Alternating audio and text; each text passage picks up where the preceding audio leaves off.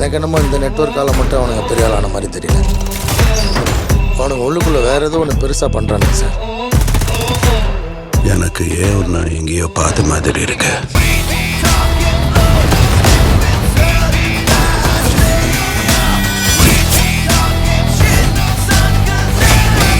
இந்த தேவா பற்றி தெரிஞ்சிருந்தோ என்கிட்டயே விளையாடி இருக்க.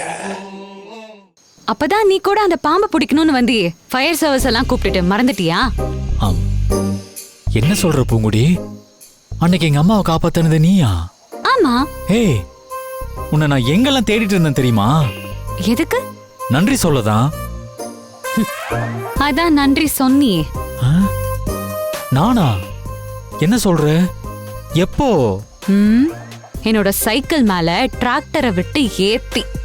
ஆமா, அது உன்னை நான் புரிஞ்சுக்காதப்ப பண்ண தப்பு. இப்ப மட்டும் என்ன புரிஞ்சுக்கிட்டியா? ரொம்பவே புரிஞ்சுக்கிட்டேன். எனக்கு என்ன பிடிக்கும் என்ன பிடிக்காதுன்னு உனக்கு தெரியாது.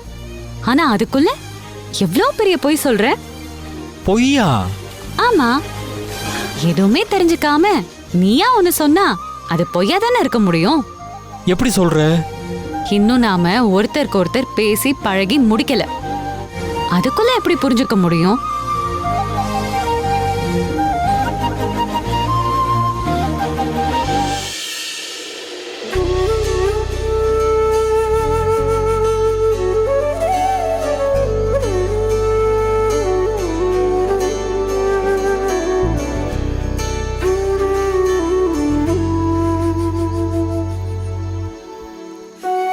இப்ப நாம பேசி பழகி புரிஞ்சுக்கலாமே பூங்குடி.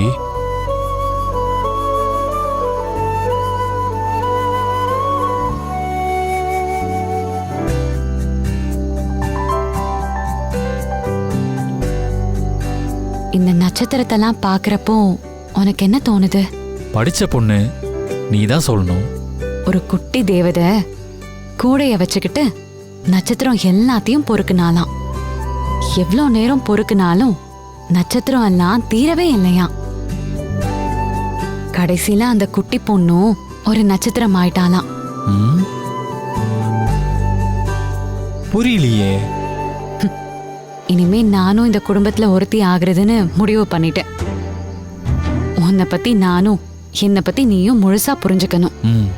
ஆமா பூங்குடி, நானும் அதே தான் நினைச்சேன். ஆமா, உனக்கு என்னெல்லாம் பிடிக்கும்? ஃபர்ஸ்ட் நீ சொல்லு. எனக்கு ரொம்ப பிடிச்சது எங்க அம்மா. உனக்கு? எங்க அப்பா. அது எப்படி? அவருக்கு தான் உன்னை பிடிக்காதே. நீ மட்டும் உங்க அம்மாவை பிடிக்கும்னு சொன்னியே, நான் ஏதாவது கேள்வி கேட்டேனா?